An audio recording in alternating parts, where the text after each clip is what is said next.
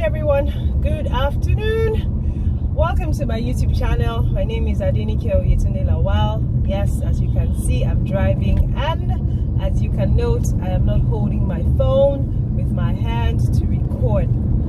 Welcome. If you are new here, yay! Don't mind the girl, I've been doing anyhow lately. If you're old, thank you so much. As always, please leave a comment, as well as like, subscribe, share the video. I really do appreciate it, and our community is growing little by little. So today on the video, very short video. Oh, by the way, I'm going to eat rice. I'm on my way to eat free food, and that excites me. Well, food excites me, and then when it's now free, that's it right there. My wig cap is on because I'll wear my wig when I get to where I'm going. Blah blah blah blah blah. Okay, so today on the YouTube channel, I want us to talk about two things. The first one is about safety. Actually, both safety in the car, and I have posted a few times on Instagram about having children not in their car seats, or on their bumper seats or booster seats, as the case may be. And what spurred this conversation are two things. Yesterday on Instagram, I had seen two videos of two different people, a guy and a lady. The lady was advertising her wig, beautiful wig, by the way, beautiful, amazing color, amazing length, everything. And she was driving, but she was holding the phone and she was recording, and I was kind of shocked, like, Morocco 2021, we had agreed that no more handheld video recordings whilst driving. So I was very shocked when I saw it. The second was of a guy who was equally driving and was just flexing, and it took me back, because there was a time that I would also do it, and it was usually about songs. I'll play a song in the car, or I'm singing along, and I'll record. So if my memory fails me at the moment, but I remember that there was one person who would just reprimand me and say, why are you recording? Why is this? And I started to do it, to people that I love. I can mention names. I would mention Maiwa's name, and Maiwa fought it. Maiwa really fought it. Like, it became a big deal between Maiwa and I. And sometimes I would say, you can actually record the video in the car when you are, when you get to where you're going. And she goes, oh no, this and that, blah blah blah blah blah. We will fight, we would argue about it, and she understood. Then until she became better at it. That is still something, especially for a lot of us. So that is one part of the conversation, safety for adults. The second part of the conversation is safety for children. Yesterday on our way back from Egbeda, we had seen a full it was an SUV. Yes, it was, SUV car, and there were three passengers, adult passengers at the back, and it was driven by an adult as well, and there was a passenger in front. And somehow I just saw a child. I doubt that child will be over 8 or 9 years old, and she was in front. Like, they carried her in front, and guess what? Guess where her head was? Her head was actually on the dashboard, and I cringed. Now, case in point, as an outsider and onlooker, I do not know if her parents, if they were her parents, or if the occupants at the back could not be trusted for that child to have been at the back, or for whatever reasons. But I just was not comfortable, and it refreshed in my head, safety in the car for children. If you've had a child outside of this country, which I haven't yet, but I have participated different bets here and there, got children and all, you will not be discharged from the hospital without the hospital authorities see and approve the car seat you have gotten for your baby. Yes, your newly born child. Something that, if we had those children here, a lot of our parents will cringe with different excuses. Oh, the neck is not strong. Oh, the child is too frail. Oh, this is this, that. In the abroad, you will not be allowed to leave the hospital without the hospital staff giving approval, for the car seats that you acquire for the child. As if that is not good enough, they usually will wheel the mom to the car and then ensure that that child is perfectly fit into the car seat before the family or the mother and child are allowed to exit the hospital perimeter.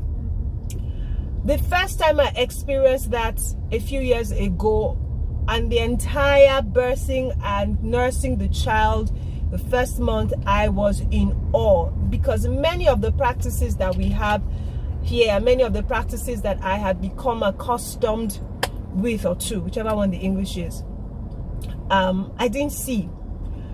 I was shocked that we were supposed to put fresh from the oven 24 hours later, 48 hours later, in car seats, and I'm like, nothing do the child, neck no bend, no cry, no break. And then the moment we come back home, we continue with the habit of hand holding these children, not because maybe we're trying to pet them, we're trying to feed them, they are crying for whatever reasons, but just because we have become used to it, and we continue the bad behavior of just carrying these children in the car again. Dearly beloved parents, dearly beloved guardians, whoever it is that we are, adults, stop it. It is grossly irresponsible. It's irresponsible to have children in your car and you're fondling with your mobile device. I do not have children yet, and even when I fondle with my mobile device, which is something I'm still unlearning, it's a far cry from where I'm coming from. I do not do it when there are children in the car, because children learn from what they see. I have never seen it, and I do not hope to see it. But one of those days when I did a post about car seats, an old friend of mine told me categorically that they had unfortunately witnessed an accident outside of this country where the child was flung out of the car through the windshield owing to an accident, and the fact that the child was not strapped. There was a time my goddaughter will cry, and I'll call and I'll do video and I'll see her standing here, and I'm like, this is wrong. And her mom will just start saying she doesn't like, she makes a lot of noise, she does this, she does that. And it's always easy for people who are not parents to say these things, because you don't know how these things work. So I stopped to complain. But I know that had that family been living abroad, there would have been no excuse to the authorities why that child should not be taken into custody or child care, or because one of the things, it just shows that as a parent or a guardian, you are unfit to have children. Yes, it is gross irresponsibility when we do these things. There are many ways. We put the children in front, sometimes even when in their car seats, we do not face it the opposite way. It's a whole lot. I just hope that we can become better adults and better humans, first to protect ourselves and then to protect the other commuters. In under 5 seconds, an accident can occur. The only car accident, thankfully, I have been in till date, it was caused because somebody was distracted by their mobile device. So please, I'm just hoping, for whatever it is worth, that we act better.